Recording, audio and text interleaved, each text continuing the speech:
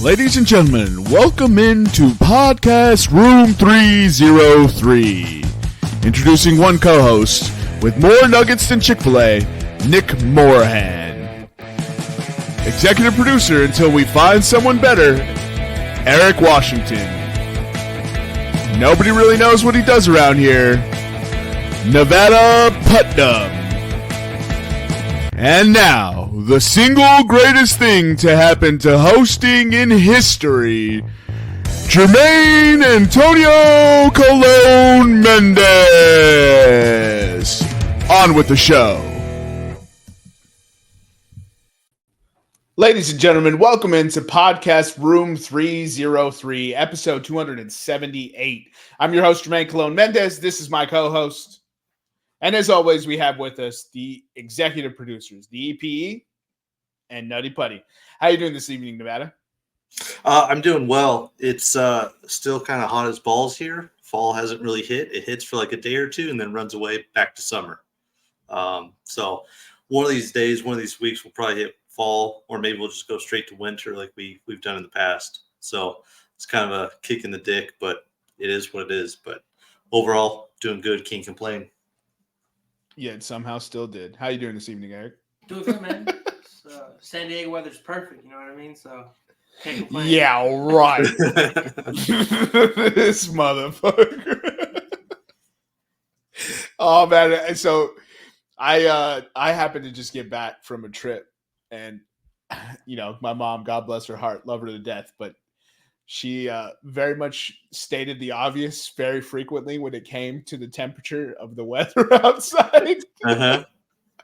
And I couldn't help but like, there was a very distinguished moment when Eric first moved out to like San Diego. And it was months after he had been here, but we had moved into the apartment so he wasn't crashing on the couch anymore. And we walked to the farmer's market.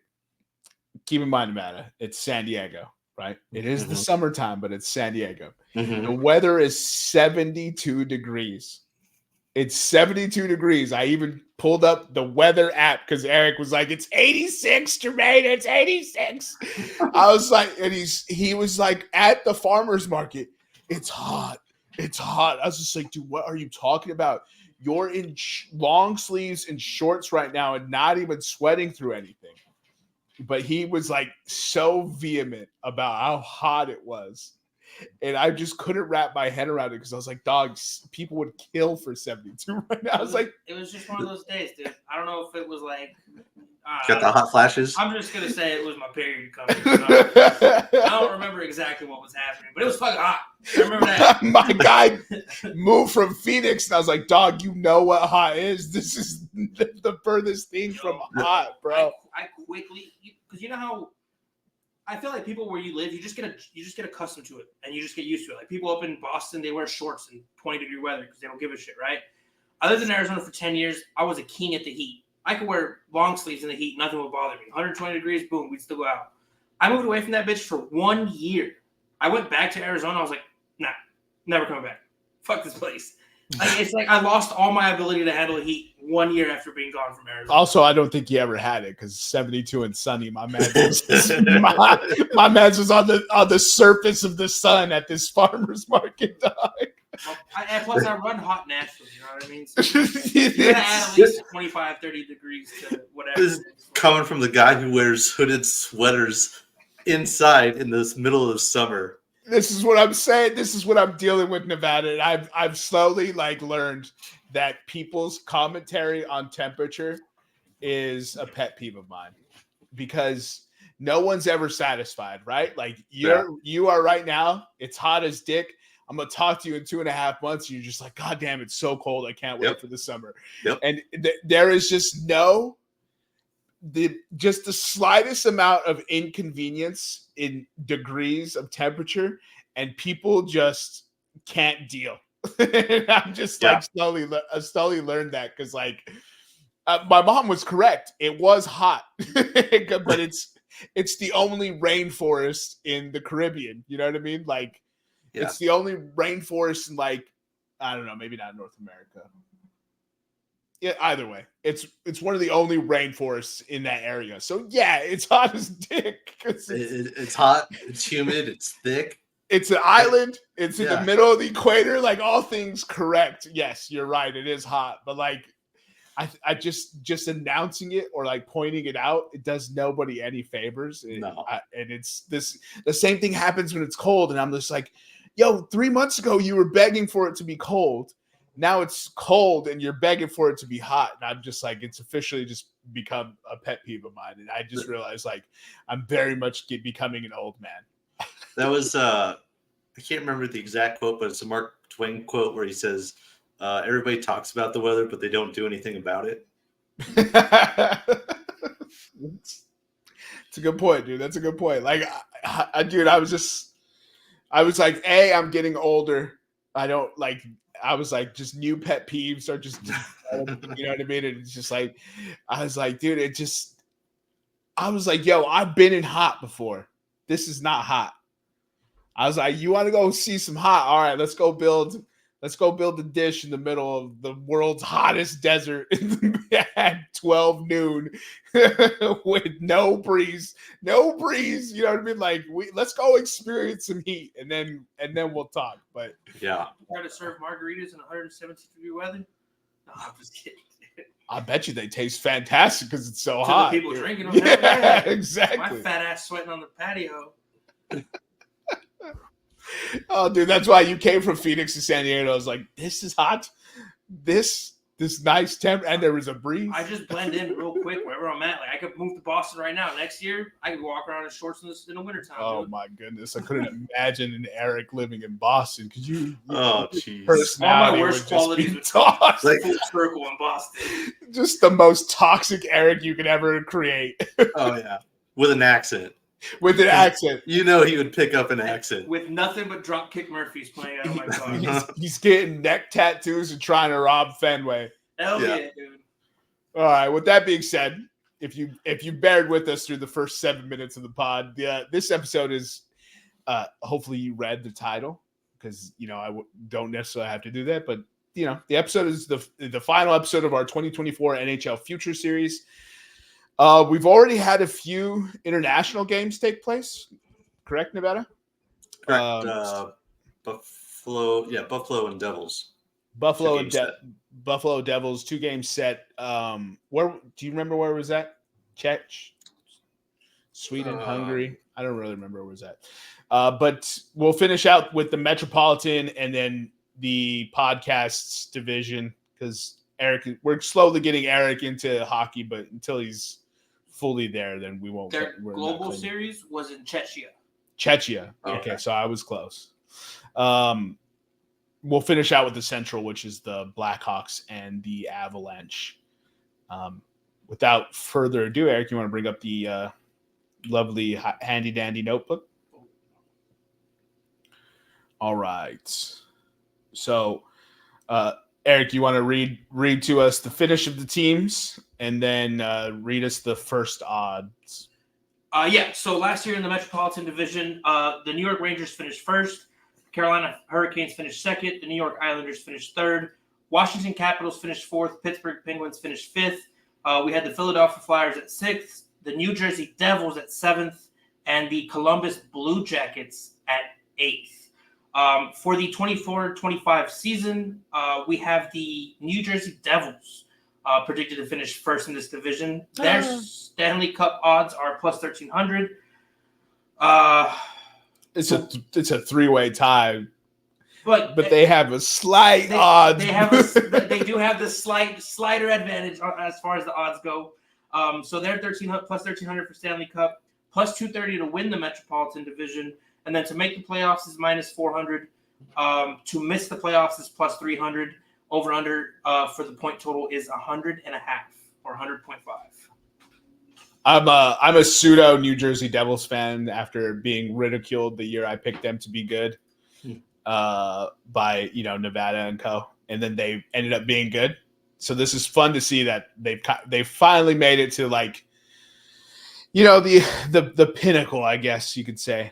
That they're actually here. So let's get into some of their additions, and then I'll turn it over to you, Nevada. So they signed Dylan Pesci. Ooh, I don't think I said that wrong. Right. But these names are wild. Nosen, Hardman. They brought in White, Tatar, Beckman, Hataka, Dawes, Foote, and Mercer. They're restricted free agents. They re-signed. Oh, I already read that. Sorry. This is weird. And then the rest of them have departed. So they lost Thomas Nosek to Florida. They lost Brendan Smith to Dallas. They lost Capo Kakinen to Winnipeg, and Tyler Wotherspoon is in the AHL. And then my burning question for New Jersey is the former Toronto Maple Leafs head coach the key to unlocking sustained success? And go ahead, Nevada. Short answer is I think yes. As you mentioned, old Maple Leafs coach got canned because apparently they weren't happy with his production. But Sheldon Keefe now takes over for Lindy Ruff, who's kind of lackluster in excitement and getting the most out of the talent. Anybody that you talk to around the league, everybody who talks about Sheldon Keefe, they rant and rave about him. They think he's a great coach. He knows how to work with his players, especially the young talent. So I think that's a great addition. Their best addition might be getting their new goalie, Jacob Markstrom, who comes over from Calgary. As we said, they've played two official games. He started the first one. He saved 30 shots on 31 attempts, save percentage of .968, goals against of 1.02. So he's already off to a great start.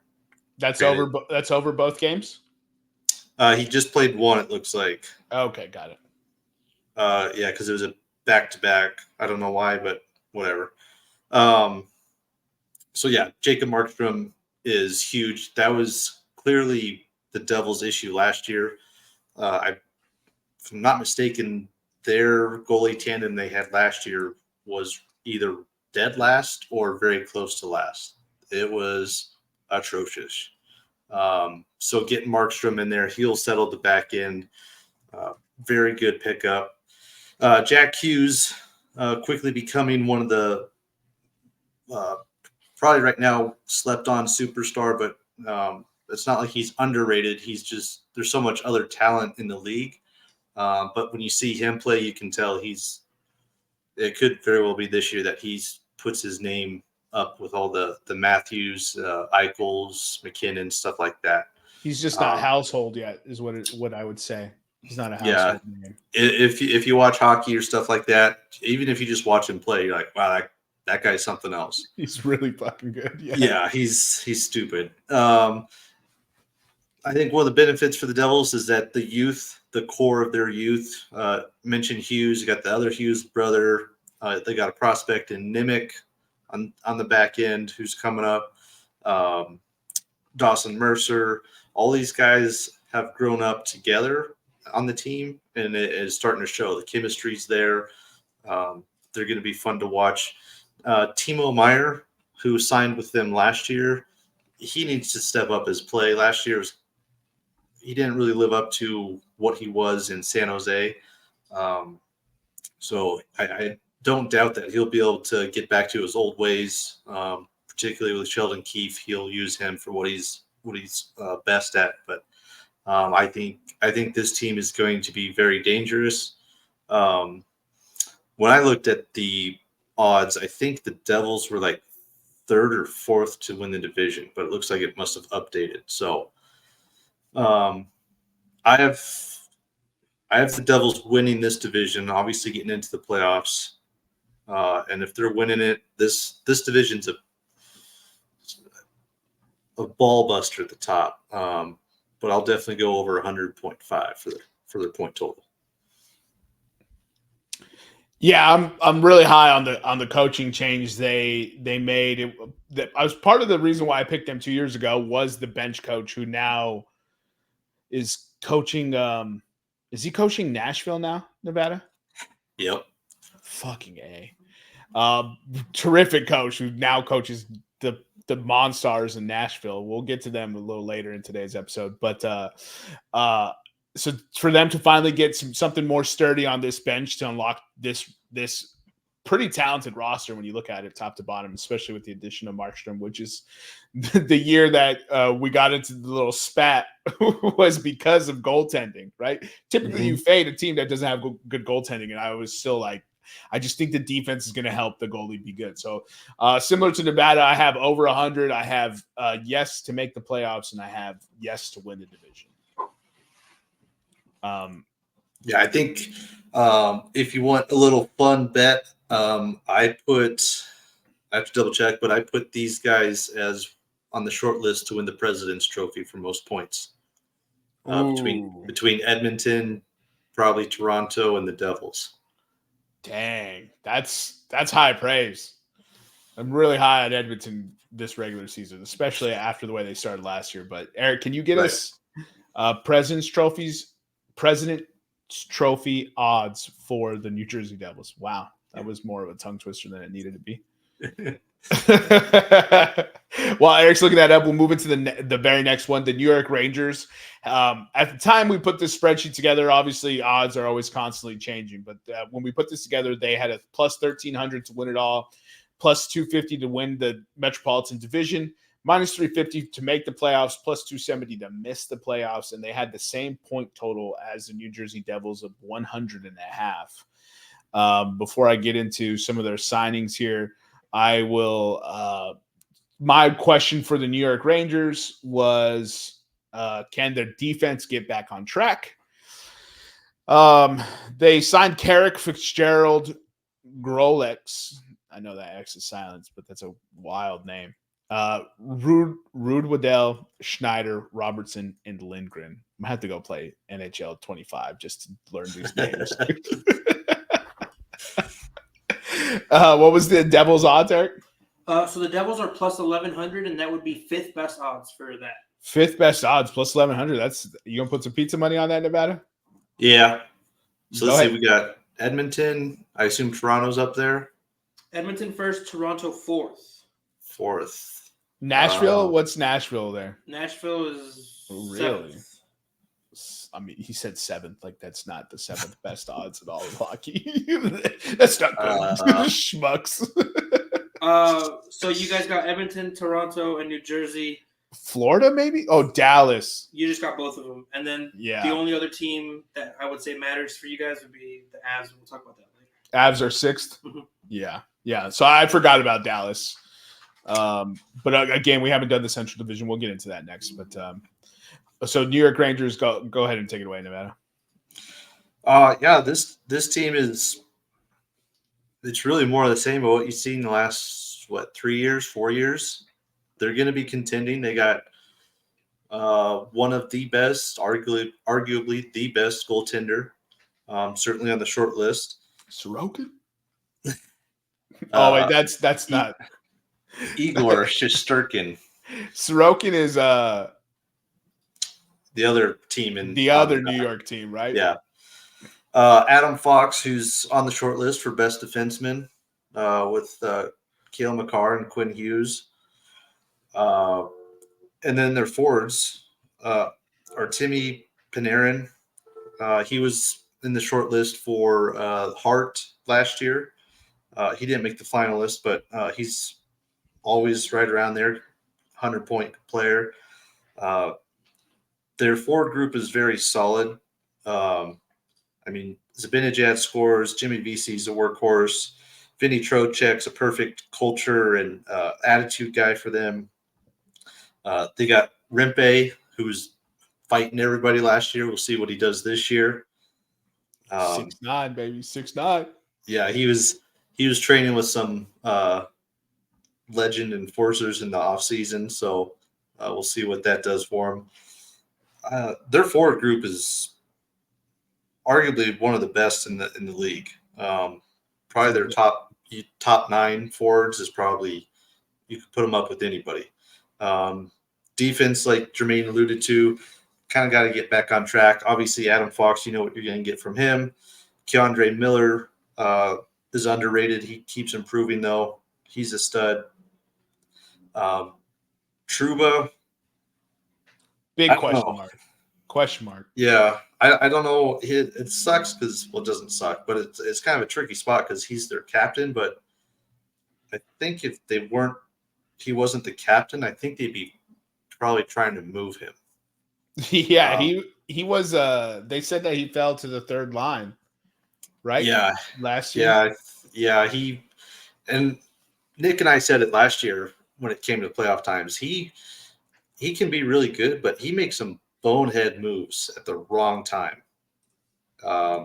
Sometimes he plays a little bit reckless as well, which being a big body like he is, puts himself and others in danger. So if he could just quit being a knucklehead when he doesn't need to be, he'd be a totally serviceable defenseman. But I don't know. They'll probably end up sticking with him, but I think this team, like I said, they're definitely getting one of the top 3 spots here in the division. Obviously, I don't have them winning the division. It'll probably be a 2-horse race between them and the Devils. Yes, for playoffs, and then probably over on points as well. That's where I'm at. I'm trying to figure out if I have them over points or not. 100 is a dastardly line.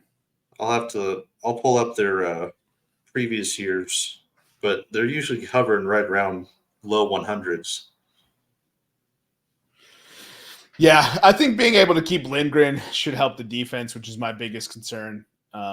Obviously, Fox, former award winner, still being there is pretty helpful. But I wouldn't be surprised if they're one of the teams adding defensemen at the trade deadline to kind of bolster for a playoff run, especially if Trouba doesn't come back into form, which is always a potential. But so I'll give him the benefit of the doubt. Go ahead, Eric. For this, the New York Rangers have scored over 107 points every year since 2021-22 season. The last time they didn't hit over 100 points was the 2020-21 season. They only scored 60, but I think that might have been a shortened year. That's the COVID year. Yeah, so that was a shortened year. So then let me go to 1920. And then in 1920, they had 79. So, yeah. 21-22 was the last when they started being really good. Yeah, it's all that Panarin developed, Kakko developed. Yeah, so the last 3 years, oldest to newest, 110, 107, 114. They had 114 last year. Mm-hmm. Yes. All right. You guys have swayed me. I'll take the over 100. Yes, to make the playoffs, and obviously, I've already got the Devils winning the division. Let's go ahead and move into the next one. You want to give us the odds for the Hurricanes, Eric? Yeah. So the Carolina Hurricanes finished second last year in this division. They are plus 1,300 for the Stanley Cup, plus 250 for the to win the division, which is the exact same odds as the New Jersey Devils and New York Rangers. To make the playoffs, minus 350. To miss it, plus 270. And they also have 100.5 or 100.5 point over under. That's crazy. Yeah, this at the top it's pretty tightly contested, and then from there it becomes an absolute crapshoot. So before we get into the free agents for them, my question is how does Carolina handle the departures? Mm-hmm. So they had a pretty significant exodus of talent in the offseason, and they're known for playing a bruise 'em up defensive style. And with those departures, are they going to be able to play like that, or will they have to adapt and become a faster team? But here are the signings. They got Martinook, Walker, Jost, Robinson, Gostisbehere, Stillman, Carrier, Roslovich, Ryan, Drury, and Neckis. That Neckis signing, I didn't think they were actually going to re-sign him, to be honest. Yeah, everybody thought he was gone. So that's kind of to me, that's super helpful for them that they were able to keep him, right? 20 20 goal scorer, almost 30 assists last year. But he's also, with that 2-year deal, I could see him being shipped off at the deadline. So thoughts on this team, Nevada? Yeah, you said it, Jermaine. The departures are going to be their bugaboo if they're going to try to get out of this division. The one that you didn't say, which unfortunately for them was the rental, was Jake Ginsel, who came over from Pittsburgh. He signed with Tampa. That was kind of their could have been superstar guy. Every year I bring it up. Every year in the playoffs, bring it up. They don't have a true superstar. The closest guy they have for that is Sebastian Aho, but he's not a superstar. If he takes another step or two, then he very well could be. But I mean, we're at 8 or 9 years of him in the league right now. It hasn't happened now, so I'm not sure what would change. But so again, they go back to square one with that. As far as no superstar, they lose Teuvo Teravainen at forward and Brady Shea on the back end. I think that's going to hurt more than they realize. Again, they play team defense, like you said, Jermaine. They're very good at it. They play a bruising style in the regular season, which does well for them, gets them to the points that they need. But once they get to the playoffs, they don't have that extra firepower or superstar to really get them over the edge. I think this will be a year that they step back. I think they will be clawing for that third spot between them and the Islanders and maybe even the Flyers. Man, it's tough. I'm gonna switch it up a little bit. I'm gonna say, but man, they're so consistent getting to the playoffs. I'm fading them this year. I have them under on points. We'll start with that. Me too. Definitely no for the division. Obviously, yeah, we picked our winner already. Yeah. I have them not making the playoffs. Yeah, I'm tempted to put the Islanders in over them. So I'm looking at plus 270 at no to make the playoffs, and I'm already kind of out on this team. I don't think they can play their usual style based on the departures, and if they have to play a more up-tempo goal-scoring style, I also don't see them having the personnel for that. I actually kind of see them being sellers, not tear down type of sellers, right. But they'll sell at the deadline. They'll bring in cost-controlled players and picks, and they'll rebuild from that. And then they will take some of that talent that they have in their, that they have developing on the back end and bring them in next year. And they'll be, they'll be much better next year than I think they will be this year. I will say this much. To see the Rangers and the Canes to have the exact same numbers across the board doesn't make any sense. Because to me, those are two not totally different teams, but those are teams on two different trajectories. Rangers can play any game style you want. Canes, not so much. They're, again, team defense, not necessarily a barn burner team. I'll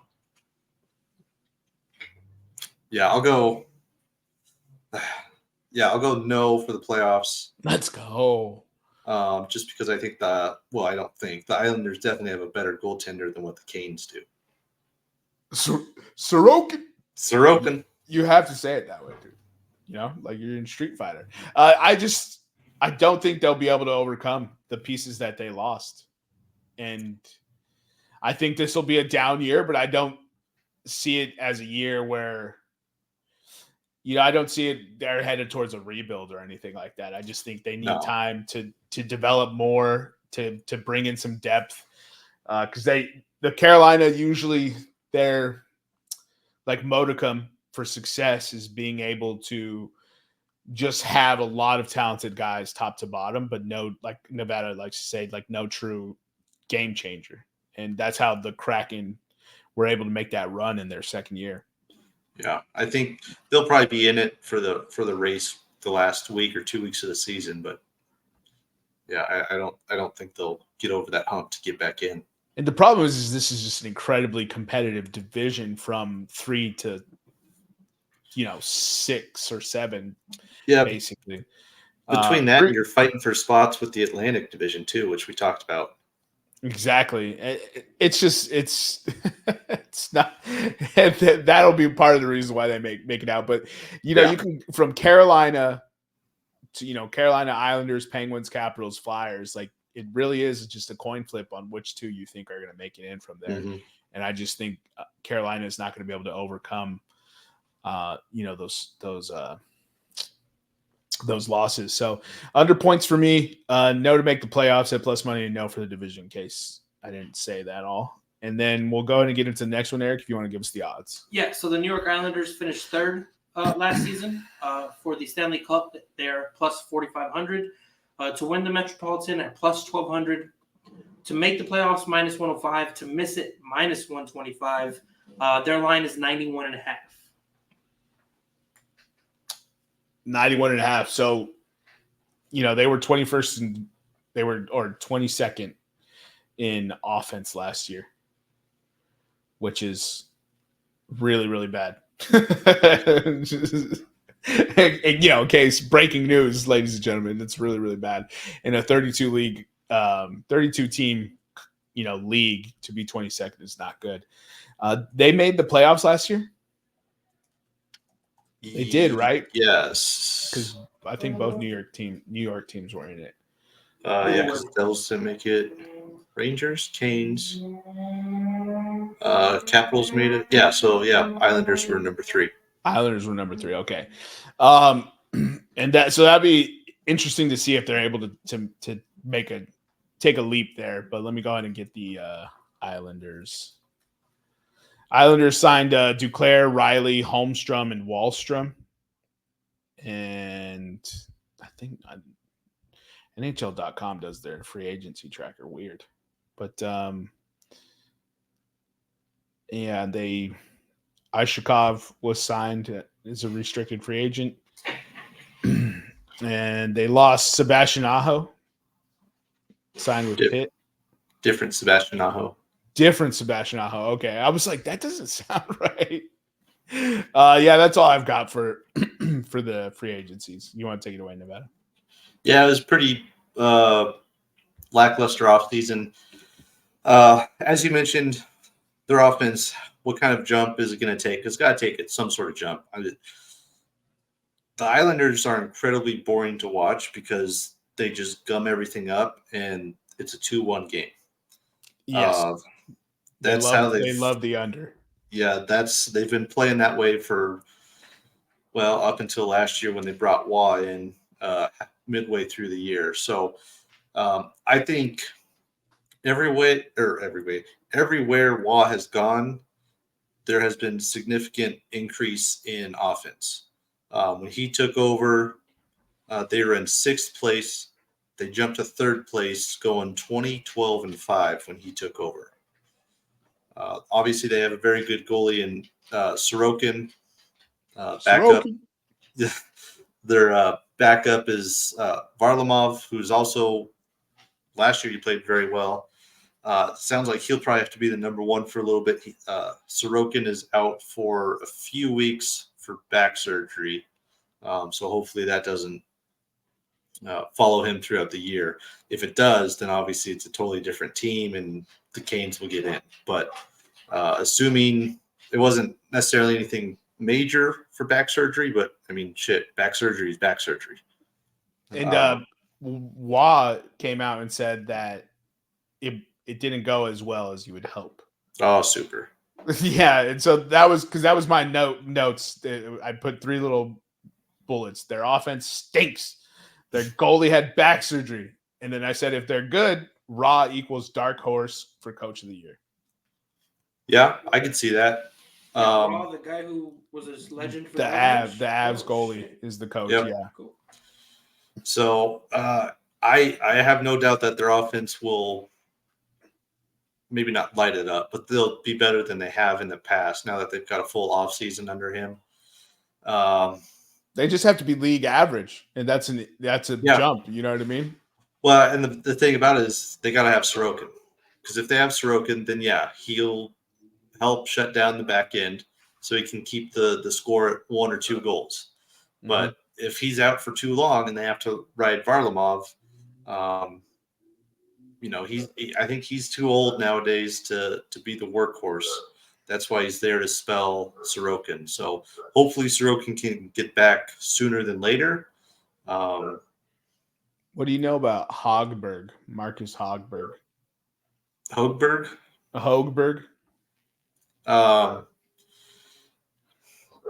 Serviceable.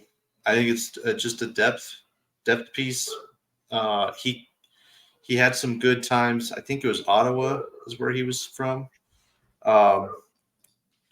Unless he's one of those guys who just shows up and takes, he decides that this is his year. I think it's really just a depth piece to try to keep the water out of the ship until Sorokin can get back. Yeah, they need a third goalie, obviously, with Sorokin's surgery. So from 2018 to 2021, he played for Ottawa. And he's been out of the league since. So he did well at times. Obviously, the Islanders are a much better defensive team than the Senators ever were. So that could obviously help him. So the thing to watch is going to be the Sorokin stuff. Hopefully he can get back sooner than later.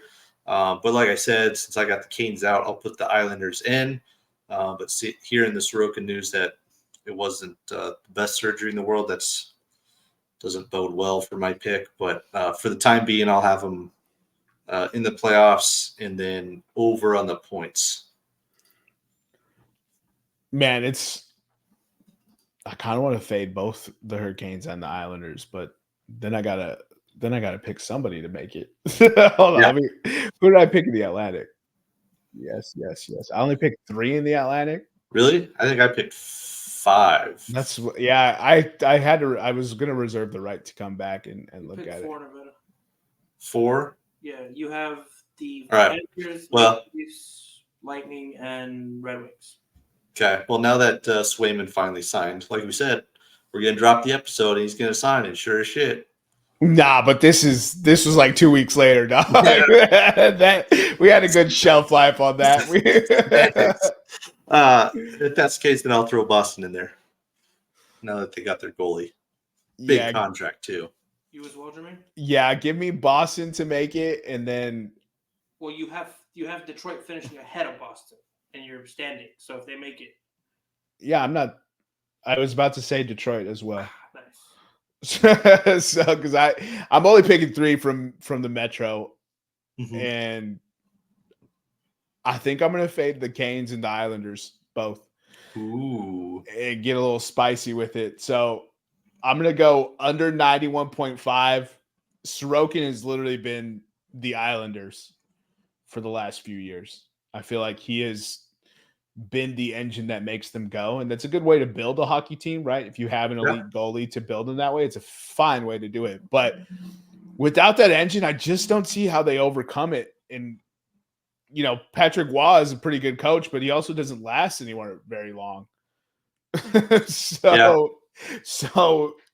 he almost has like the Jose Mourinho effect in soccer. So he comes in, he turns it around pretty quickly. They have some success, and then they flame out like Icarus in the sun. So I'm actually going to say under on points, no to make the playoffs, which is actually at the -125. So it's not like I'm saying anything groundbreaking. No. Obviously if I know to make the playoffs, then they're not winning the goddamn division. But I'm gonna get spicy with my third team coming out of here. In a little foreshadowing here. Let's go ahead and give us the odds for the next team, Eric. Yeah, so Pittsburgh Penguins finished 5th last year. For the Stanley Cup, they're at plus 4,500. To win the Metropolitan at plus 1,400. To make the playoffs is plus 120. To miss the playoffs is minus 150. Their line is 90.5. Okay, before we get into the free agents for Pittsburgh, My burning question or thoughts for them is how does the back end shake out?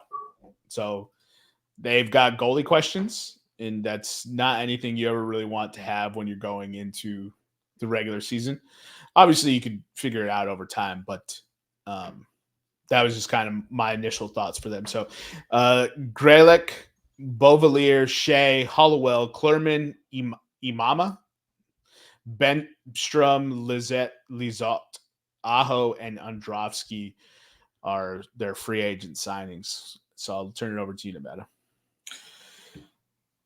Oh, Pittsburgh. Last year was a disaster, even though they barely missed the playoffs. Their power play was terrible. I don't have the exact number, but they did not score on their power play for about 20 games straight, which is holy unheard crap. of. Penalty kill was not much better. Sidney Crosby proved and continues to prove that he does not age, but everyone else does.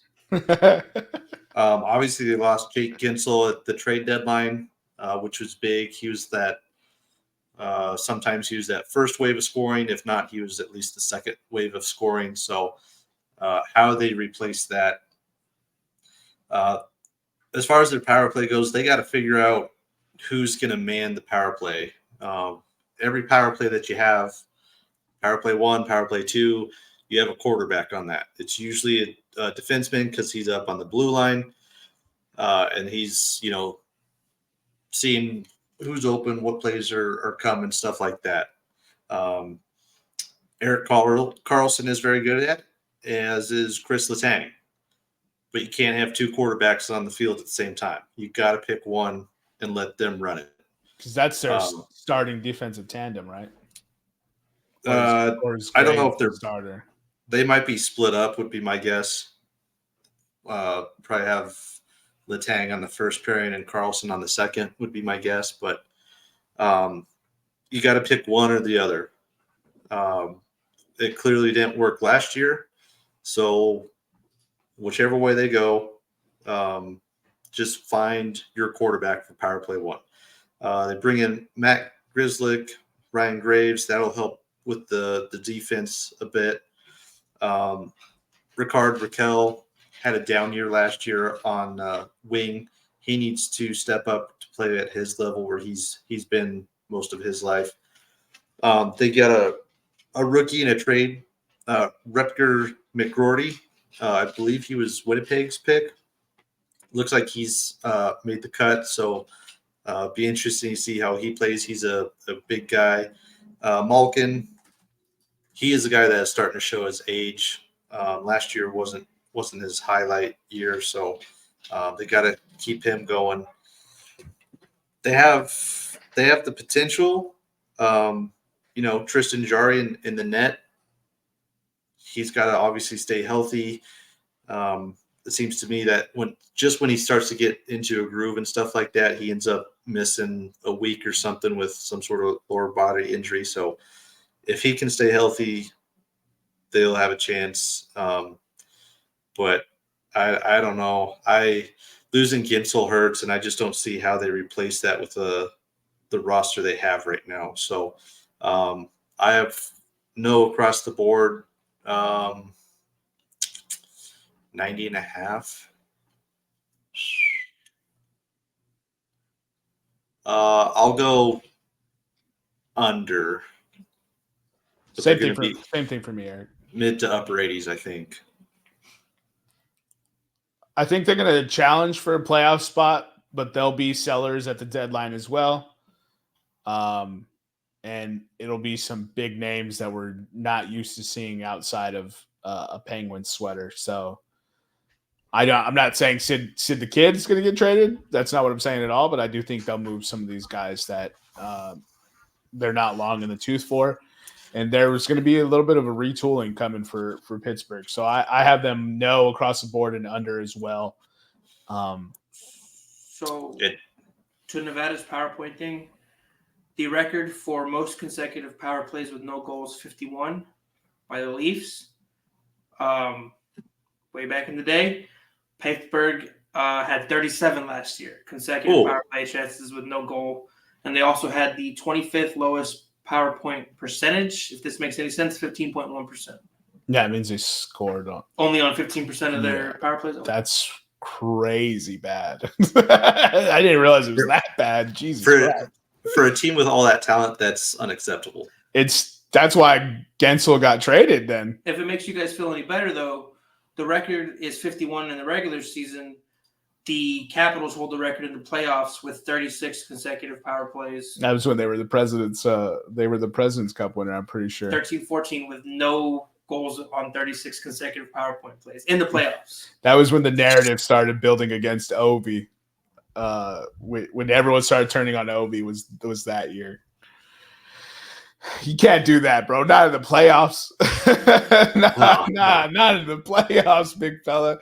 All right, let's try to get through these last ones really quickly. So, Eric, well, not really quickly, but a little quicker. All right, so the Washington Capitals finished 4th last year, plus 6,000 for the Stanley Cup, plus 1,800 to win the Metropolitan, plus 155 to make the playoffs, minus 190 to miss the playoffs. Capitals line is 89.5 as 89.5. Yeah, so my points for Washington, again, the new additions of Luc Dubois and co. Help them sustain another playoff run this season. So they signed Waugh to a 6-year deal. Duhamel, Radish, McMichael, Gibson, Philip Smallman, Sutter. Oh, okay. Those are 2 different people. I was like, what? Philippe Smallman, Sutter, Haman Atgel, and Limoges all signed with the Washington Capitals. Go ahead, Nevada. I think they got a little bit better, but I don't have them in the playoffs this year. Last year, they rode the coattails of their young goalie, Charlie Lindgren. I don't know if he can do that again. Sometimes young goalies have issues trying to repeat stuff. Obviously, Pierre-Luc Dubois, as Jermaine said, he comes in. He's talented, but he's not consistent. That's always been his issue. There's no doubting his talent, his size, all that sort of stuff. He just can't put it together consistently. And then bringing in Jacob Chikrin on the back end, it's very good signing for them because their back end really doesn't do much for you. John Carlson's still there, but he is, let's see, how old is he? He's old. He's 34. So he's definitely on the tail end of his career. So again, Ovi watch for goals to break Gretzky's record. I think it was like 41 or something, somewhere around there. It's pretty close to that. Yeah, something like that. So I don't have them in the playoffs. Let's see, 89 and under on points. Yeah, so he needs 42. I picked him last year to make the playoffs purely because I thought this division was weak last year. I don't think the same thing this year. Ovechkin's 39 now. They got another year older across the board for a lot of their players, and I think I don't think they have absolutely overachieved last year. They got hot at the end, and that's how they were able to squeak in. But they were in that wild card positioning basically for most of the year. Another team I could see selling a couple key pieces for teams that are trying to get into the playoff push. Again, I'm not insinuating that Ovechkin's moving. Like Sid and Ovechkin are staying where they're at forever. Yeah. Unless one of them requests a trade, and neither one of them really strikes me as that, especially since they've already won, right? If they hadn't won, then yeah, maybe. But Washington, I'm going no across the board and under. And so if that is any inkling to those listeners who I said I'm picking another team to make the playoffs, there's really one other option left. If Eric, you want to give us the odds for that next team. Yeah, so the Philadelphia Flyers finished 6th last year. Stanley Cup plus 6,000 to win the Metropolitan, plus 2,000 to make the playoffs, plus 200 to miss the playoffs, minus 250. Their point total line is 85.5. Yeah, so for Philadelphia, I have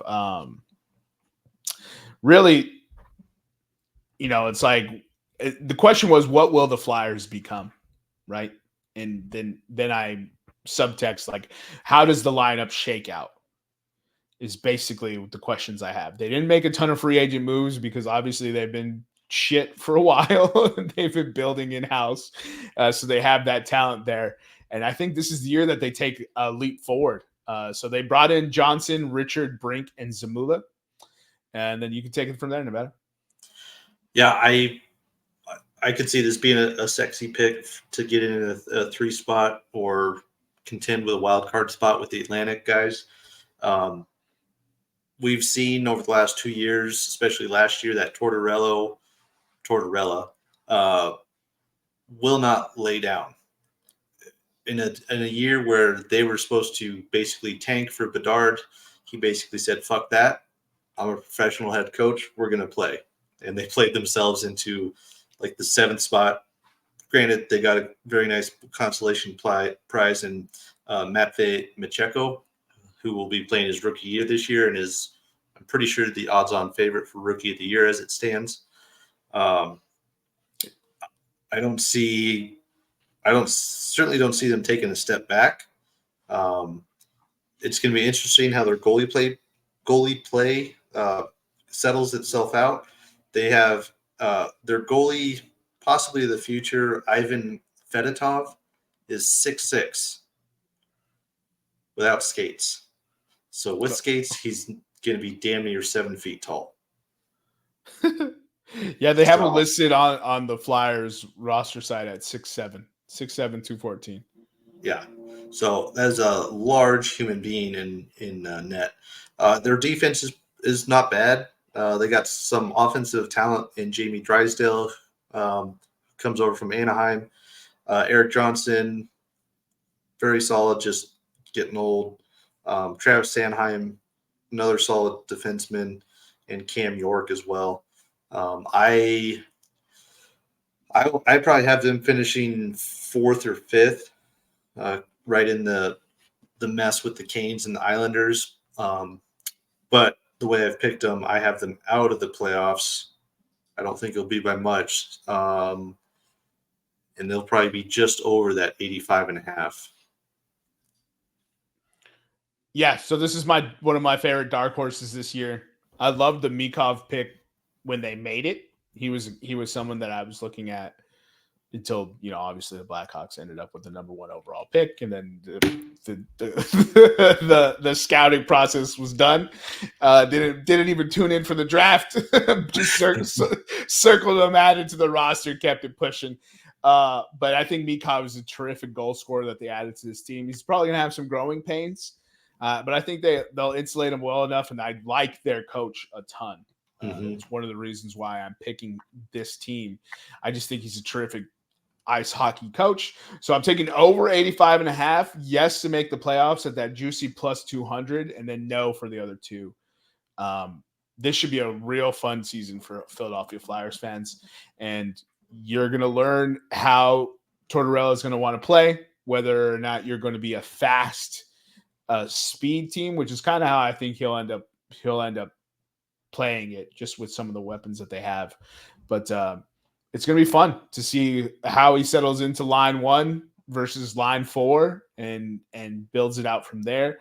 And then they have even more talent waiting in the wings to come take this roster. So the Philadelphia Flyers are kind of set up to be a hot young team for the next few years. Powerhouse. And don't forget, last year they were in a playoff spot. But then Barstool Philly changed their colors from green to black and orange to support the Flyers. And that jinxed the Flyers, and they went on a crazy 2-week losing streak and fell out of the playoffs. So they were there. Yeah. Fucking Barstool fucked it up, but they'll get back. And they'll make the classic. God damn you, Barstool. All right. So moving into the last team of the Metropolitan is the Columbus Blue Jackets. Plus 20,000 win a Stanley Cup, plus 15,000 to win the division, plus 1,500 to make the playoffs, minus 5,000 to miss the playoffs. They're at 67.5 for points. So for them, I put, with the tragedy of Godot, can they win one for Johnny? What a fucking wild story to just hit us this offseason with Johnny Godot, who's was a terrific hockey player. So it's not only that, I mean, he's a human being as well. So that's terrible to see happen from that perspective. But then also from just the fact that he was that good. Yeah, it's going to be a down year, unfortunately. So they signed Monahan, Gambrell, Johnson, Sawchenko, Christensen, Greaves, Marchenko, Sillinger, Van Riemsdyk. Van Riemsdyk. I actually know that player. I don't know why. Reading it is not easy. And then LeBlanc. Yeah, I'll keep it short and simple. Like you said, I won't be surprised if they're just going to be drained emotionally. It's kind of one way, do they fire on all cylinders and tear it up? Maybe, but I don't think they have the talent there. It'd have to be like a true team effort where everybody plays their career year. They don't have goalies to help them on the back end if they have bad nights. Obviously, losing Goudreau is a massive offensive loss, just from a hockey perspective. So, yeah, sorry, Columbus, but no, I don't have anything for you. That 67.5 is awfully low, but yeah, I think they can hit the over on the points. So give me the over on the points there. Yeah, they'll be right there. I think they can hit the over, just barely. But yeah, it's going to be a tough year for them, I think. Oh, absolutely. And that first game, man, that first game is going to be a kick in the dick, because the fans are that ovation. That's that first home game. I mean, I don't know if they play at home first, but that's going to be a real heartbreaker, man. That's tough, but I think they're a talented squad. You know what I mean? Not like they have talent on it. So I just think, that's why I'll take the over points, but I don't think they have anything to really fight for a playoff spot this year. And then they'll be back next year and then moving forward, obviously. But that's my last take on the Metropolitan. So division order, I'm going Devils, Rangers, Flyers, Islanders, Hurricanes, Penguins, Capitals, Blue Jackets. Yeah, and I'm pretty similar. It looks like we're really just flip-flopping the Islanders and the Flyers. Oh, okay. Yeah. Yeah, other than that, it looks like it's the exact same. So, yeah, that number 3 spot is going to be hotly contested. It'll be a fun battle, I think. And I think Philly learned from blowing it last year. They learned their lessons, and they should be able to bounce back. But let's go ahead and move into the division that everybody cares about in the world. There we go.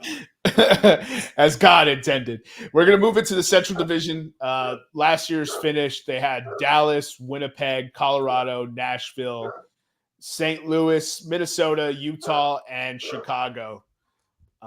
Eric, will you provide us the odds for the first team? Yeah, so the Dallas Stars are plus 1,100 to win the Stanley Cup, plus 230 to win the Central, minus 600 to make the playoffs, plus 425 to miss the playoffs.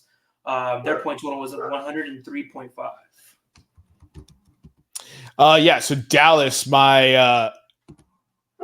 so basically my question was, can they finally cement the Stanley Cup win? And I don't think so. Spoilers. Let's go ahead and get into some of the signings for Dallas, and then I'll turn it over to Nevada. Dallas, Labushkin, Duquesne, DeSmith, Lundqvist, Steele, Hughes, Dumba, Lind, Capobianco, Brendan Smith, Blackwell, and Hellberg were signed. And I'll turn it over to you, Nevada. Go ahead. What you saw last year is what you're going to get this year. They have one of the best young goaltenders in the league in Jake Ottinger. They got Miro Heiskanen on the back end. They got Wyatt Johnston, who's probably going to tear it up. I think he's technically considered a rookie this year as well, if I'm not mistaken. So he could be a good bet for Rookie of the Year. Rupe Hintz and Jason Robertson. It's very telling. When Robertson did not have Rupe Hintz on the ice, he was, I wouldn't say non-existent, but his production took quite the dip. So as long as Hintz is on the ice, Robertson's going to have a year like he did 2 years ago. Maybe it's Logan Stankoven still the considered rookie. Maybe that's who I'm thinking of. Either way, I'm pretty sure it's Stankoven. It's definitely not Johnston. Yeah, I was going to say that seems. I was waiting for a break to say that. Yeah, so Stankoven would be a sneaky bet because I think he's got top 3 odds or something like that, but doesn't have the Michkov odds. This is going to be a good team. Losing Chris Tanev hurt. He was a rental on the defensive side. He goes to Toronto, but they bring in Lyubushkin from Toronto to kind of replace him a little bit. Thomas Harley on the back end. It showed that he's ready to step up. I have them to win the division, obviously for playoffs, and I'll put them over 103.5. Yeah, I don't see how. I mean, it's they're good. Yeah, it's fucking annoying. So fuck these guys. That's all. That's my main takeaway, ladies and gentlemen. Fuck the Dallas Stars. So I'm going to take the trendy pick for my division winner. So I will not take the Dallas Stars to win the division. But I think it's going to be 111 points to win this division. So yeah, and Dallas will be there. So I'm taking the over 103.5. I think that's a fairly easy line for them to blow past. Injuries notwithstanding, obviously. Sure. So I'll take the over points. Yes, to make the playoffs. No, to win the division. And at plus 1100, you got to consider sprinkling something. So I'll bet sit on it and let you know if I want to put a bet on them to win it, Eric. But yeah, that we'll move from Dallas. That was a pretty straightforward one. Hey, they were good the last 2 years. They're gonna be good again this year, and they have some rookies now coming onto the team, so they'll be even better. They have a fantastic goalie. They have multiple 20 goal scorers on their team. They have a pretty fantastic defense with a guy who's, and then Nevada said with Thomas Harley, who has potential star written all over him. So yeah, fuck this team. Let's move into the next one. So the Colorado Avalanche finished 3rd last year for the Stanley Cup plus 1,300, to win the Central plus 240, to make the playoffs minus 525, to miss the playoffs plus 330. Their point total is 102.5. Oh, yeah, sorry. Colorado. My question was, have they recovered enough depth from the 2022 title run? We'll go ahead and get into. Dang, I wasn't prepared. Bad podcasting. So they signed Druin, Dahan, Kiviranta. I just said that wrong. McDonald, Rosen, Kelly, Brandstrom, Amat, Poland, Mandalese, Kylington, and Phillips. I'll turn it over to you, Nevada. Yeah, kind of like Dallas and the Rangers. What you see is what you get. They're still a top-tier team in the league. Their top-end offense, first 2 lines, especially the first line, you can put them up with any offensive pair or lines in the league. Their defense, anytime you have Cale Makar and Devon Taves, you're probably going to be just fine starting there. So it's a bold take. Yeah, their third pairing is going to be a little bit of a mishmash and trying to figure out the right combo there. But their two pairings will be the same as it has been for the last 3 years now. I think it's been. So for them, obviously the question is Nichushkin and Landeskog coming back for different reasons. Obviously, Val betrayed the trust of everybody for the second time in 2 years at the absolute worst time in the middle of the playoff series. We saw what happened in Seattle when he left. Team fell apart, could not function without him. Fast forward to last year, he leaves in the Dallas series. They're able to steal one game and then just get trucked the next game. So Coach Bednar has said that he will be back in November when he gets reinstated. Yikes. So I'm sure it's certainly by now they're guaranteed that they've had conversations inside the clubhouse. I'm sure they'll make sure that they have conversations with him there. I can guarantee you that McKinnon will tell him, "You do this again, I will literally murder you." McKinnon is psychotic like that. He will lay the law down. And then Landeskog up being out for the last 2 years with a knee injury, the same as LaMelo Ball. Lonzo, my bad. Sounds like he's coming back this year sometime. Is he really? Yep, he has said, and people around him said he is coming back this year. It's just a matter of when they want to put him back. So, I don't know if that's before or after the Christmas break, but he is on track to come back. We'll see what his efficiency is like. He'll probably start, in the third line or something like that to get up to speed again. But we're going to find out how well that surgery went. So, obviously, the goaltending's got to settle in.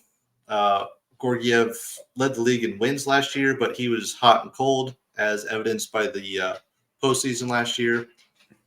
He was hot in the postseason. Yeah, going into the postseason, it was bad. It was like we cannot trust him. We cannot start him. Bednar rolls him out. He shuts Winnipeg down in 4 games.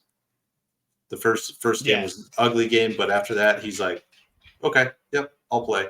Yeah, Winnipeg rocked y'all in the first game. I think it was because Winnipeg had home ice and that barn was rocking, right? Yeah, it was nasty. That first game was like, okay, yeah, this is a sweep, and then he decided to show up. So he cannot do that. He just has to be consistent. So to be determined, but a lot of moving parts coming into the season at different points. I don't have them win the division. Obviously, they'll make the playoffs. McKinnon is, like I said, he's psychotic. He will drag them to the playoffs if that's what needs to be done. And then, 102, they'll have 102 with 2 weeks left in the season, just like Dallas. So over on the points as well. So I think that's where I'm going to differ with you. I think there's going to be some growing pains early to the season for Colorado. I don't think it's going to be a talent issue. I just think it's going to be personnel shifts. Not that they're not used to playing with Nikushkin. I just think they're going to lose some games that you think they would have otherwise won. Man, if it weren't for Nikushkin, we could be talking about a 2-time Stanley Cup winner in the last 3 years. Mm-hmm. And, so it's still a really, really good hockey team. I'm going to take the under on points for that reason. And I think they'll finish third pretty handily. And then the battle for fourth and fifth will be what's really interesting. Obviously, I have them making the playoffs and no to the division. And I think I don't know if anyone will be willing to trade for Nikushkin, but one of these teams that are trying to be sellers at the deadline,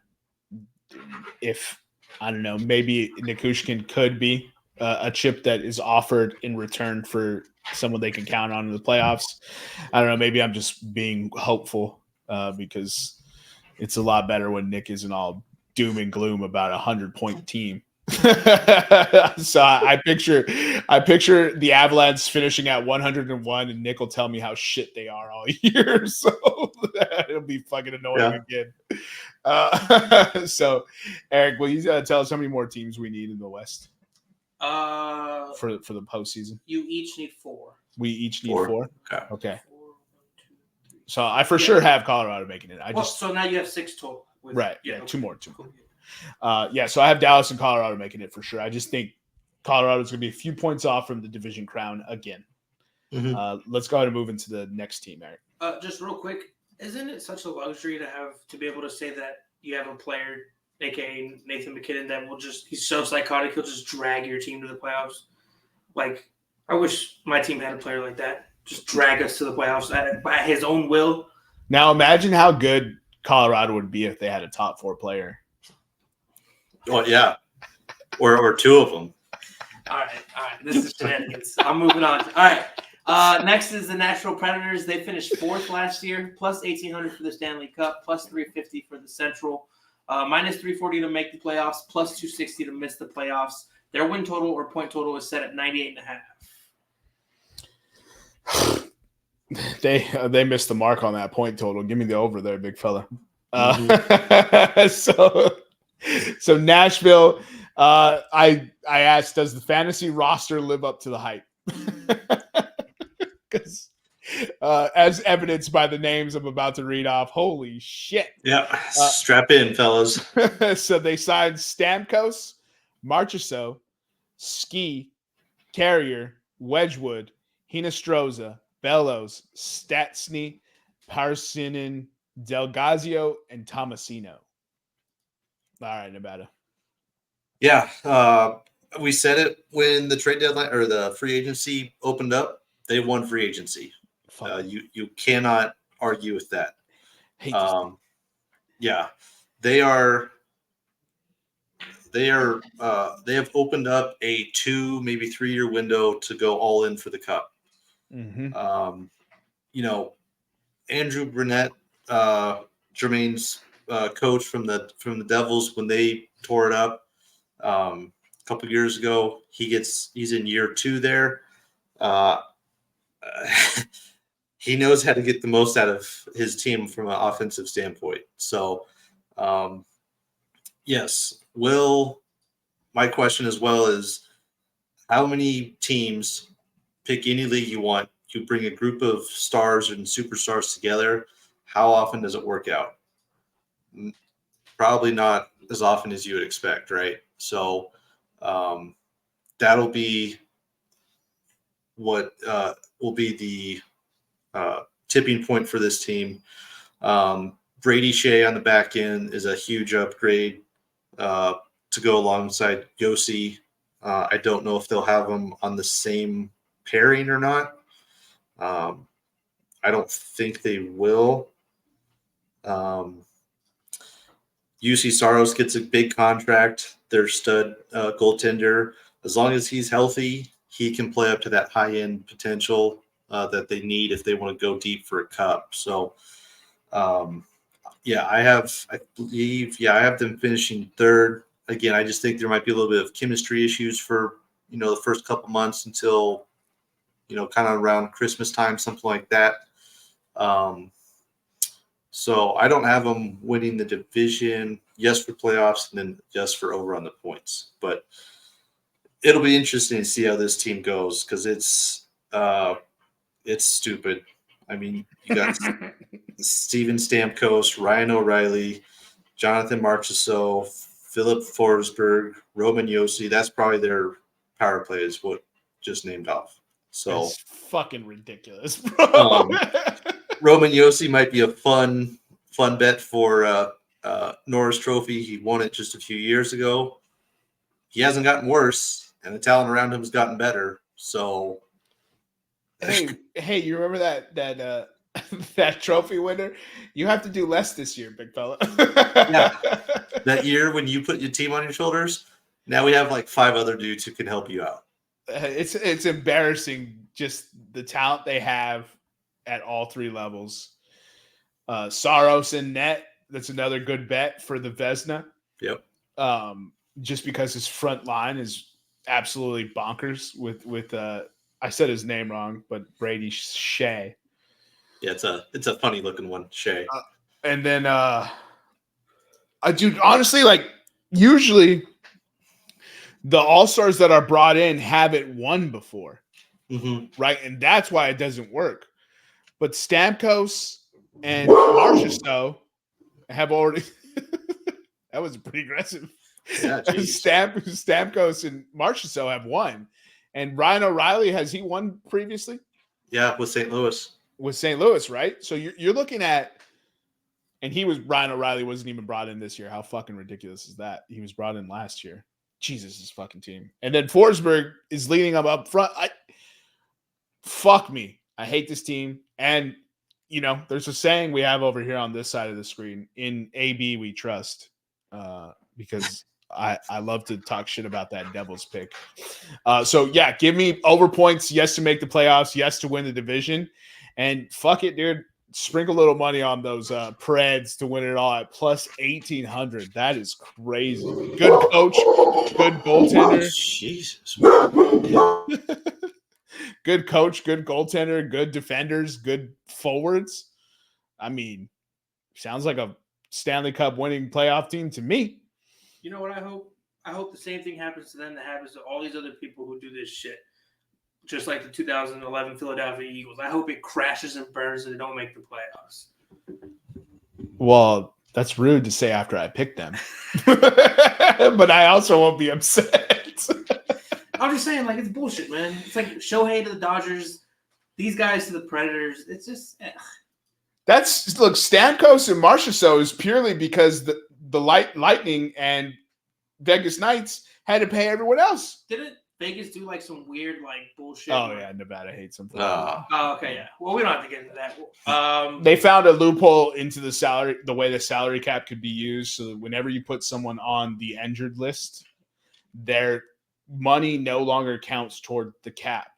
Well, that's just stupid. So if you have a $10 million contract captain and you put him on the injured list, he doesn't count towards the cap, and you can therefore trade for somebody who can fill that $10.9 million contract. And then when the postseason comes, the cap is no longer in effect. So you can have as much money on your team as possible. So all you have to do is keep those players out until the postseason, bring them back, and then you have a team that's $47 million over the salary cap in the postseason. And they just found another loophole this just last week with the goaltender. I haven't heard of that. I'll have to talk to you. What is that one, Nevada? So they're Robin Leonard, who's pretty much done. They went to the league and they're like, hey, this is a unique situation. And the NHL said, you know what? You're right. You can take those off your book. Oh my God. And then Hill played real well in the postseason. Fuck the Vegas Knights too. Yeah. I hate so many teams in hockey. It's exhausting.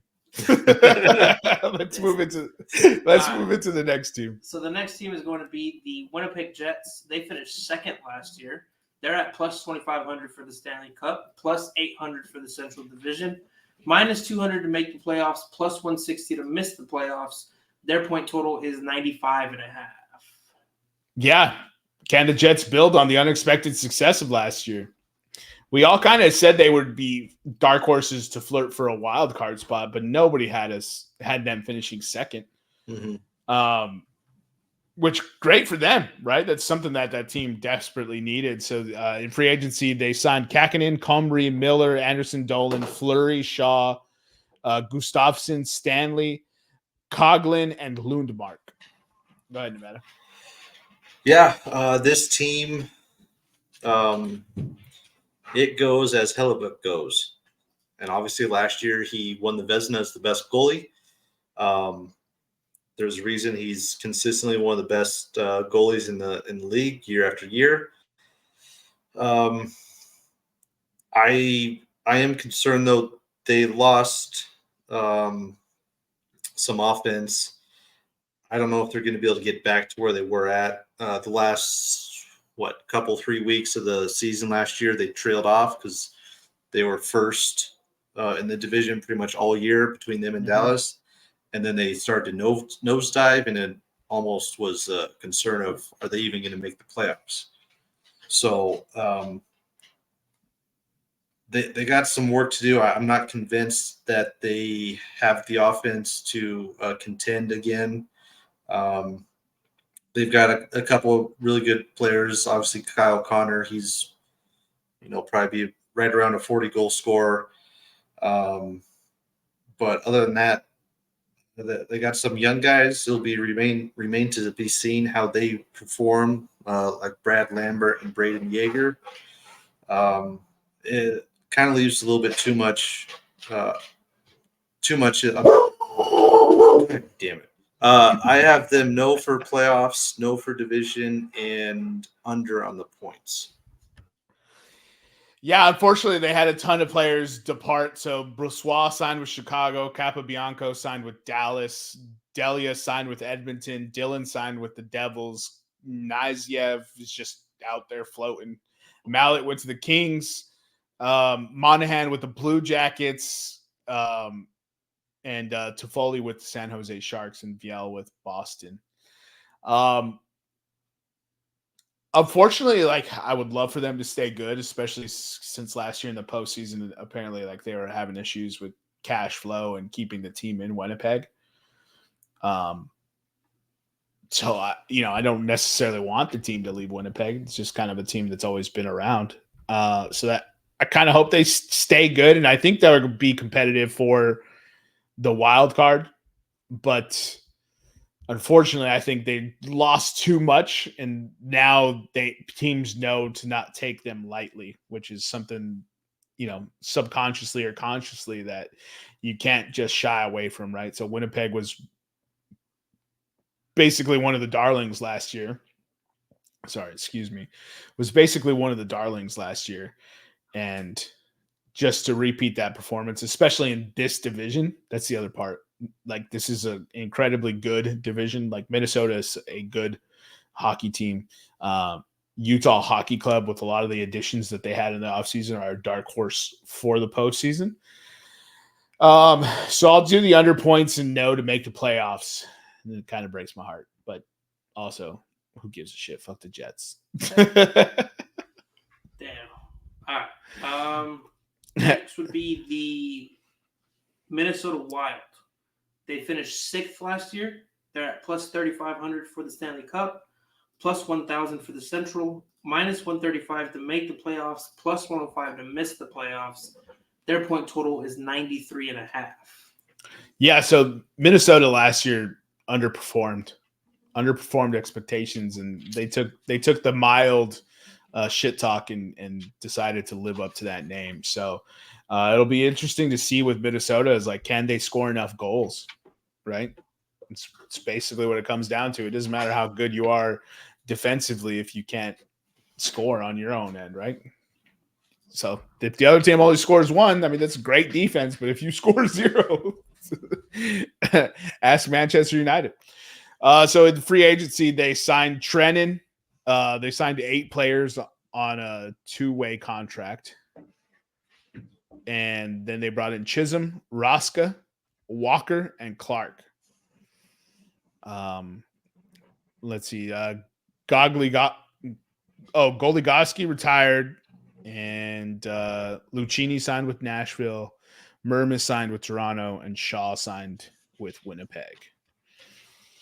Nevada, you want to take it away? Yeah. So Minnesota, as far as people they brought in, not a whole lot of improvement on the offensive side. So probably get more of the same with that.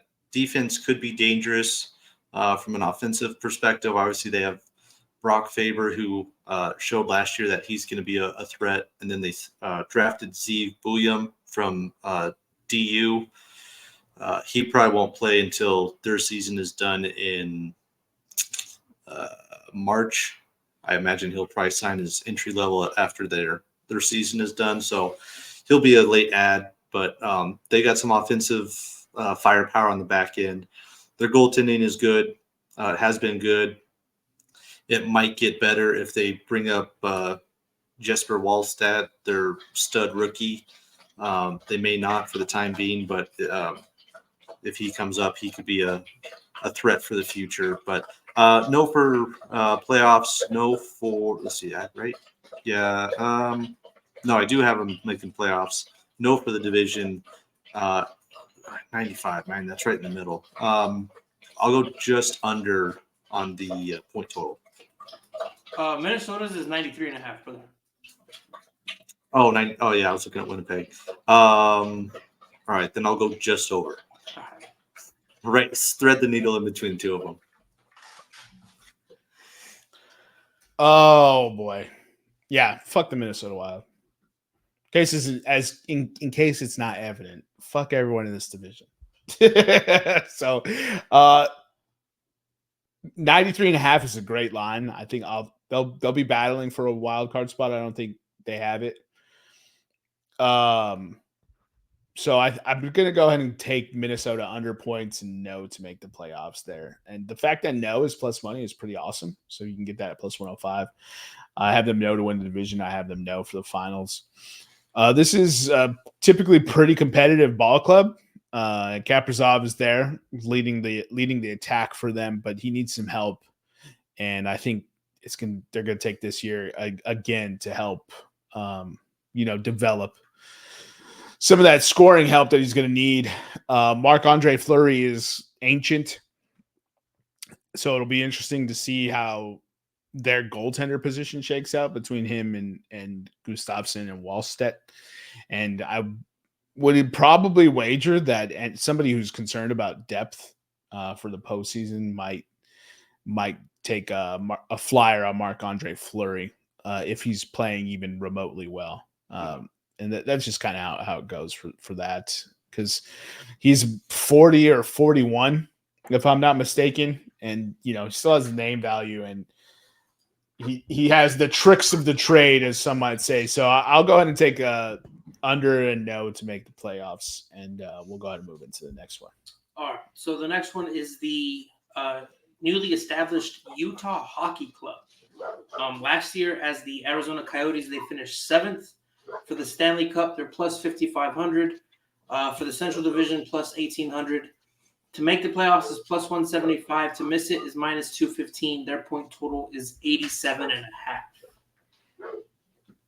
Yeah. Utah, new city, name, logo, jersey, same result. That's what I'm trying to figure out. Not too sure how it's going to shake out, but they had a pretty active free agency. They had a very active draft, and they put together a pretty decent looking team. So they brought in Stenlund, Cole, Connaughton, Agostino, Barron, Killiman, Douglas, Hayton, Stauber, Sokolov, Bartuzo, and Yamamoto. Utah's a trendy pick to do a lot better than they did the last few years. And they've got the talent for it. Logan Cooley is an exciting young player. I think he was drafted 3rd overall a couple years ago. Lawson Krause is a very good player as well. Josh Doan, Dylan Gunther, he's a 30-goal scorer. If he has a good year, he might push it up to 40. Clayton Keller just got named captain. He's been there forever. He's a stud. Matthias Michelli, he is very fun, under the radar. The back end, the big deal that they got was trading for Mikhail Sergachev from Tampa, who was just behind Hedman as far as importance to their defense in Tampa. It's an exciting time for Utah. I think for them, they're going to probably have to make the playoffs kind of the way that the Islanders do, where it's going to have to be a little bit dirty and hopefully not as gummed up as the Islanders. But their goaltending is still a little bit unsettled. Connor Ingram has shown potential that he could potentially be a number one, but I wouldn't necessarily put my eggs on his basket just yet. If he figures it out this year and puts it together consistently and can be that workhorse, then they'll be fighting for that 5-4 spot. But as it is right now, I have them 6th, just behind Winnipeg. No for playoffs, no for division, and I will go under on the points. Yeah, as Nevada said, they're absolutely super trendy. Yes. Which is why I'm going to pick them. I'm going to take over on Utah's points. I love the additions of Cole, Marino, and Sergachev. Hedman is the household defender for that Tampa Bay Lightning dynasty, but if you truly hated that team, it was Sergachev was the guy that always seemed to piss you the fuck off and just make plays when you didn't like them. They were, Lightning were a pain in the ass for the Blackhawks when the Blackhawks were good. Yes, that did happen in our lifetimes, ladies and gentlemen. And so I'll go ahead and take the over for Utah. I think the energy, the logo, the uniforms, the stadium, that fan base is ready to accept him. Utah is a great sports town.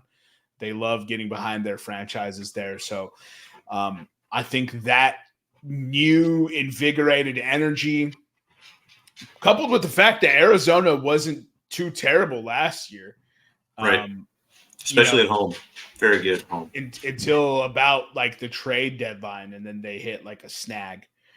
So yeah, I'm going to take Utah to make the playoffs.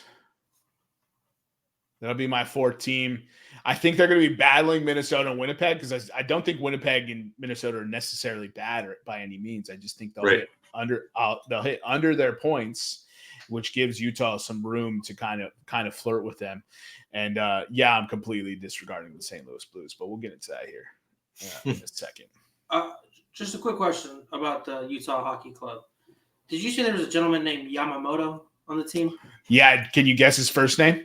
Duke. I have no idea. What's his first name? Kaler. Kaler? Yeah. So just real quick question. He's Asian. No. No. He's not? No.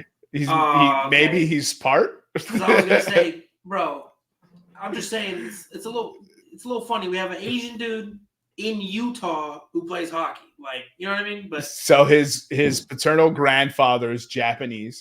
There it is. And his maternal grandmother is a native of Hawaii. Can you guess? Can you guess what city he's from? Memphis. No, Spokane. Spokane, Washington. Spokane, Washington. Yeah. Nice. Now, Jason Robertson, he flat out looks Asian, but he's a freaking stud for Dallas. Yeah, Jason Robertson's very, very good. Every postseason, I'm always like, "Yo, who's this Robertson kid?" Yeah, because I don't watch Dallas. Fuck the Stars. Yeah, just looking at his face, you're like, one, that guy doesn't play sports, and he sure as hell isn't one of the best players in the NHL. Yeah. Also, fuck that guy. Yes. Of the punchable faces in the NHL, Jason Robertson's is up there. Well, we're gonna get into the most punchable face in the NHL right now. Nick and Nevada hate this guy. Let's go ahead and move into the very next team, Nevada. I mean, Eric. Yeah, so it's going to be the St. Louis Blues, who finished 5th last year. They're at plus 5,500 for the Stanley Cup, plus 2,500 for the Central, plus 205 to make the playoffs, minus 255 to miss the playoffs. Their point total is 86.5.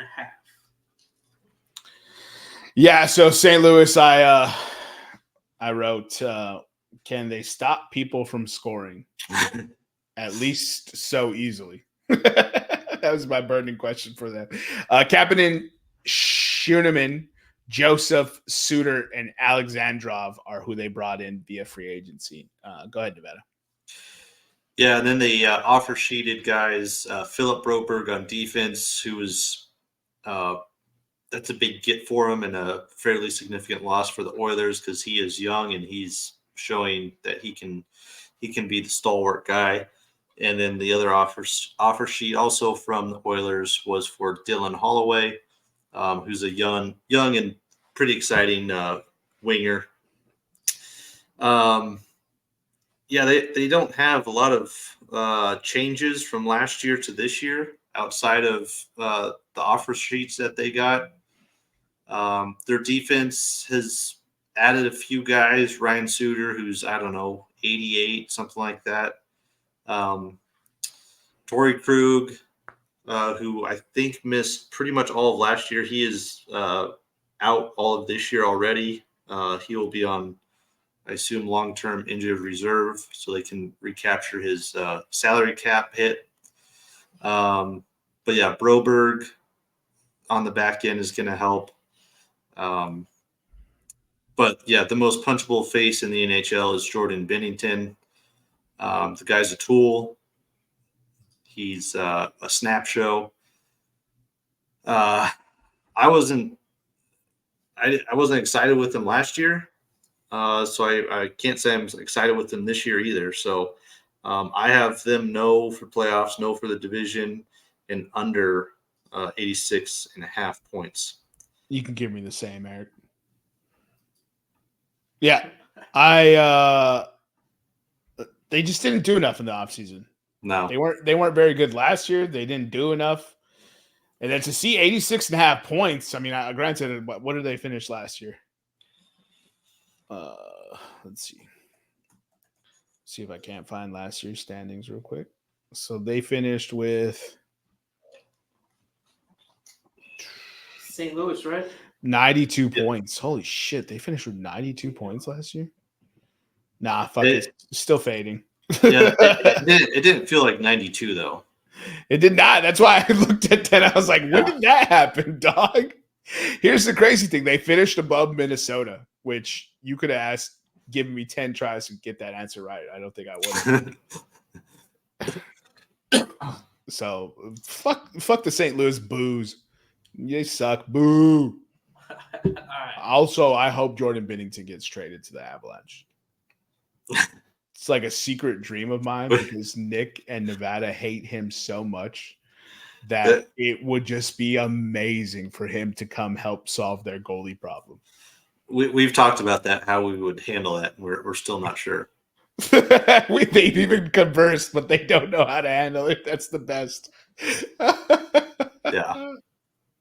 Amazing. Let's go ahead and get into the very last team in this division.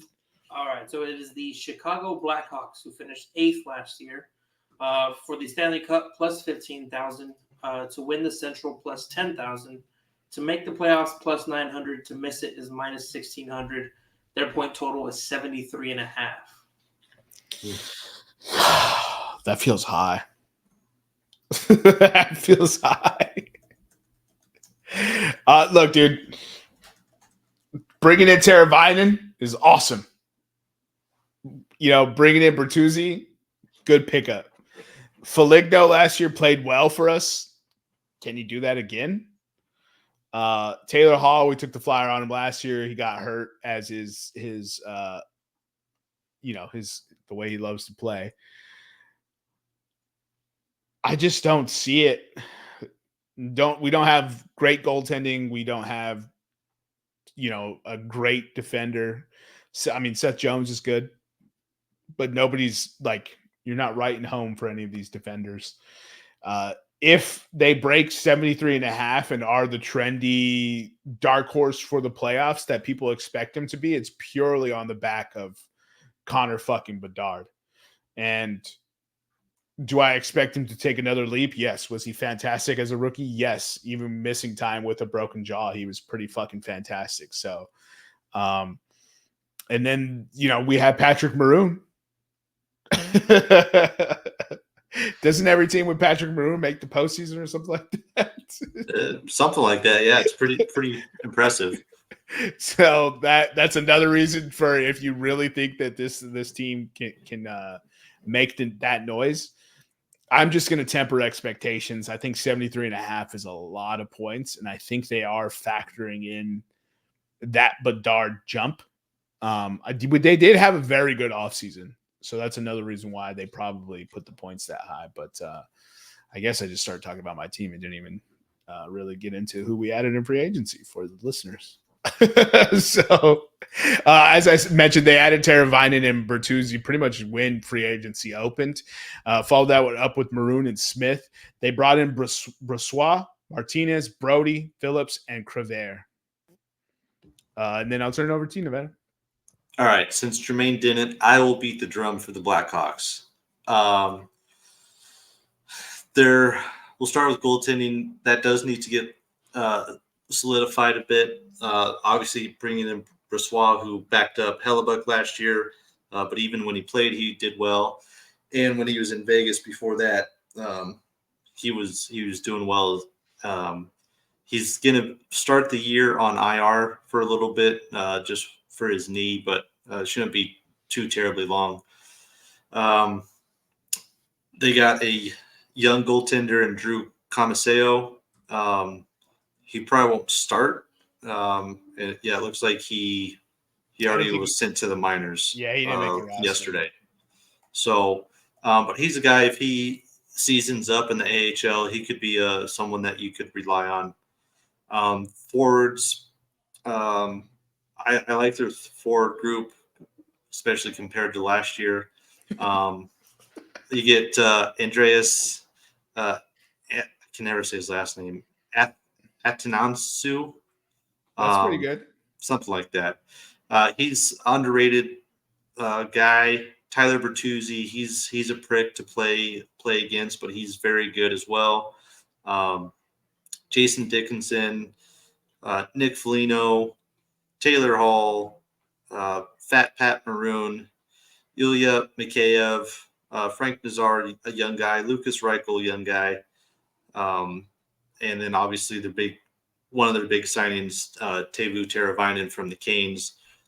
They're clearly surrounding Bedard to give him more help. I think Bedard. Well, I'll save that for later. Defense, TJ Brody, Seth Jones is wildly overpaid, but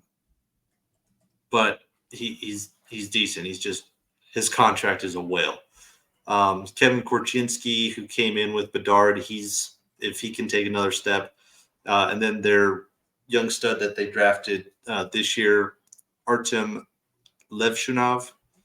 He is going to start the year on, probably not the year. In the minors, I think. No, they're saying he'll be with in the AHL. So he might get, probably those late year games, 8 or 9 games they try to do. Alec Martinez coming over from Vegas. He'll help on the defensive side. Connor Murphy. I think they'll hit 73.5. I don't doubt that. Now, my question to you, Jermaine, is for Bedard, where do you see him at point-wise and goal-wise? Where do you got him? I think he hits 94 points. 94, okay. I think that might be a little low, to be honest. I think he hits 94, and I think he breaks the 40 goal mark. I need to 40. I need to see what he did last year. 40's, I think, going to be the upper end for him this year, just because of the talents around him, or lack thereof, at least as far as proven talent. I think easily he gets 30. I think his over-under, I don't know what it is on DraftKings, but I imagine it's probably somewhere like 35.5. For goals, right? Yeah, for goals. Yeah, so he had 22 last year and 39 assists on an awful team. Like, no disrespect to last year's Blackhawks, but no, they were ass. That's fine. You can say it. They were ass. Top to bottom, from the center to left wing to right wing position, they've upgraded every single line. Yep. Top to bottom. Yep. And he played 68 games, right? And that was broken into 2 chunks because of the unfortunate jaw break that he suffered, about mid-season. Not mid-season, about early season, probably first quarter of the season. Yeah, he's got soft jaw. So, he had 61 points last year, and he's playing with much more capable players. Now, I'm not saying he's playing with all-stars, but these are guys who can, get him better passes that will cause defenses to at least respect him, right? Mm-hmm. And he's going to play with a better back line on top of that, right? Like, Seth Jones is overpaid, but they paid him with the thought that off the season he was coming off of in free agency, he was supposed to be one of the next defenders, and he never took the leap. Is that a byproduct of the Blackhawks being shit? It could be, absolutely. Maybe it's just a byproduct of he's at his ceiling. But I think everything they've done together, they produced a very exciting team, and Blackhawks fans will at least tune in and be, happy to watch. But But yeah, I feel 73.5 is really, really high. And from a proven perspective, it worries me. So I see that they're basically top 6 forwards, all improved, with the exception of Bedard. 73 is basically 35 games. Can you get 35 wins out of 82?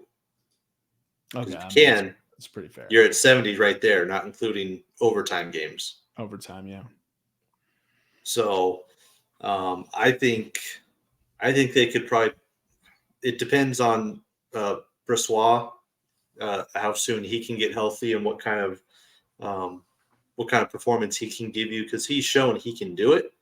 It just remains to be seen if he can do it as your bell cow goalie, so to speak. So I think they could probably push for 40 wins on the upper end. So I think 73 is certainly within reach.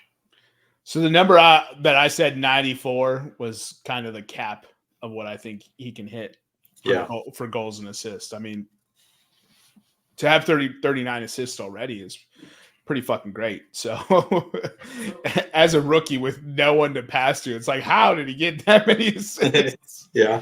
Go ahead, Eric. So what you were saying, Nevada's, so his goals is 34.5, over is -115, under is -115. But his overall points is 82.5, over -115, under -115. Oh, I would take 82.5 over easily. You said he was going to hit. You said 94, right? Yeah, 94 is ceiling. I think because if I'm not mistaken, I think Sid the Kid last year had 94, and he played fucking ridiculous. He was also 38 or 39 last year. You know what I mean? I think Bedard can have a season like that in year two. Look, in year one, he started a little slow, and then got hurt, and still ended up with 61 points on a pretty bad team. To expect a 20-point increase just to get over that 84.5, that seems like a no-brainer bet. And I was shooting high with 94, obviously, because there's bias there. In case you didn't know. Yeah, I think it's safe to say I don't think he'll hit 100 just yet. Maybe next year. But yeah, I mean, he'll be almost touching 40 goals. Somewhere around there, especially with the help that he's got now. Proven players on the offensive side who, again, last year it was him and him.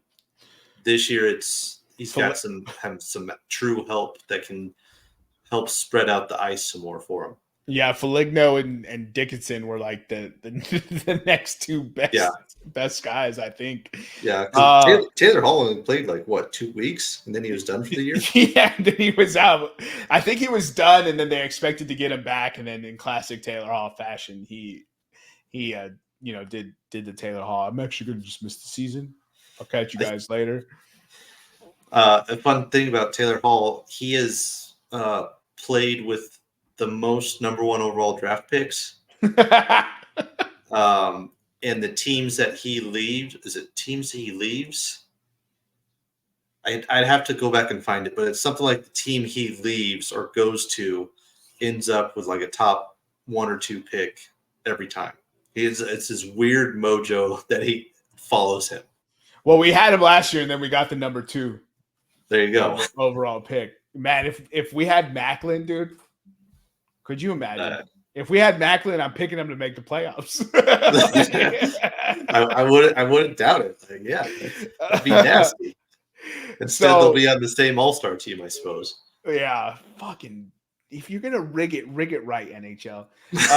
My final division order: I've got Nashville, Dallas, Colorado, Utah Hockey Club, Winnipeg Jets, Minnesota Wild, St. Louis Blues. Unfortunately, I think Chicago finishes last again, but we will be very much improved.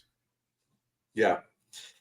So I got Dallas, Colorado, Nashville, Minnesota, Winnipeg, Utah, and then I think Chicago I won't say blows expectations, but I mean, when your expectation is 73 points, it's low. They're low. You hit low 80s. You're blowing your expectations out of water. And then the crybaby and the boohoos rounding up the cellar for the division. Yeah, the St. Louis Boos. Man, you really think St. Louis underachieves that point total that much? So like I said, when it was 92, 94 points last year, 92, I think. 92. To me, they didn't look like a 92-point team. I didn't. They just kind of trudged along and was completely uninspiring.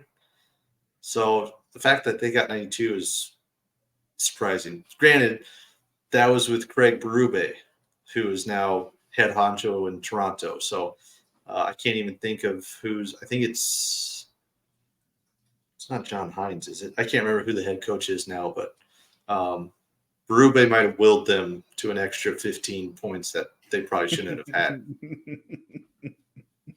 So, all right. Yeah, go Hawks. Go Hawks.